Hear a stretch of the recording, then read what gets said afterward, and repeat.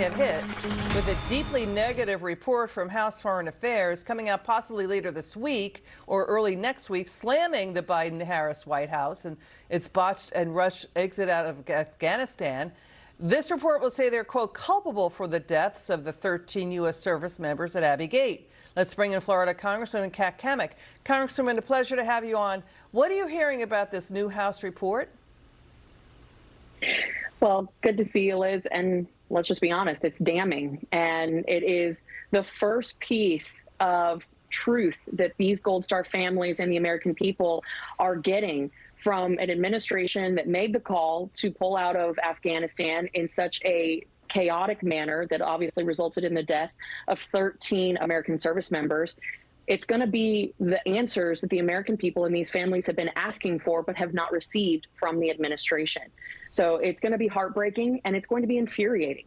Not only did we lose 13 service members, but $80 billion worth of equipment was left behind. And the details are going to be exceptionally damaging to the Biden-Harris regime. And the other thing, listen to the Gold Star families. I mean, we know the Trump campaign, of course, they're going to try to capitalize. They released an ad of the Gold Star families calling out Harris and Biden. They have been saying, we have not heard anything from Kamala Harris and President Biden for 3 years. They are saying, don't attack former President Trump and his campaign for their visit to their graves at Arlington cemeteries. The Gold Star families say they invited President Trump to come. It's about Section 60, where the graves of those who fought in Afghanistan and Iraq. I mean, the U.S. Army did issue a rebuke of what happened with the Trump campaign. Federal law prohibits it. Where do you come down on it? Listen, I went back and looked at the content that was generated by both the Trump and the Harris campaign and by her official account. And the fact remains is that she issued a single tweet and then went on to tweet multiple times that day about Women's Equality Month and empowerment. And so I'm sorry, but Donald Trump was invited by the families of those who had lost their lives in Afghanistan. He was there as a guest. It is not the responsibility of those families to make sure that the vice president actually shows up. She won't even take their damn calls. So 4 miles away, she's sitting in her mansion while the families are paying tribute to their lost loved ones. And Donald Trump was there at their request. It's as black and white as you can get, honestly.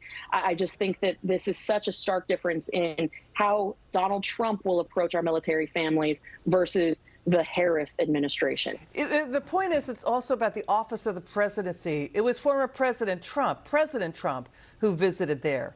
They're not treating him with the respect he deserves. I mean, Gold Star families are saying not once have they heard from Biden or Harris. They've not reached out to give their condolences, share a little bit in the grief. Zero, nothing. Let's listen to the Gold Star families here. They're saying there was no altercation, as NPR has reported. That's now getting a lot of pushback. Watch this.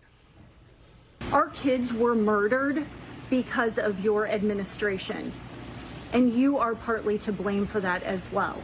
We've been disrespected so much in the last 3 years. It's been 3 years. No response from them. No, I'm sorry. No, we stand with you. We know it was a mistake. It's just important that, we let Donald Trump know, because he's been there for us. He's been our rock. He's been there for us to give us a little bit of peace and carry that grief with us for a little while. And that's what he did that day. He carried that grief with us. They wanted President Trump there. They wanted to take those photos. You know who the families also invited? Joe Biden and Kamala Harris. Where were they? Joe Biden was sitting at a beach. Kamala Harris was sitting at her mansion in Washington, D.C. She was 4 miles away. 10 minutes. She could have gone to the cemetery and honored the sacrifice of those young men and women. But she hasn't. She never has spoken to them or taken a meeting with them. Congresswoman Cammack, final word. Listen, Kamala Harris proudly told Dana Bash that she was the last one in the room when the decision was made to pull out of Afghanistan. She's proud of that disastrous withdrawal. So, of course, she won't answer to the families because she'd actually have to be responsible for once for her actions. It's Congresswoman, disgusting. good to see you. Congresswoman Cammack, thanks for joining us. Okay.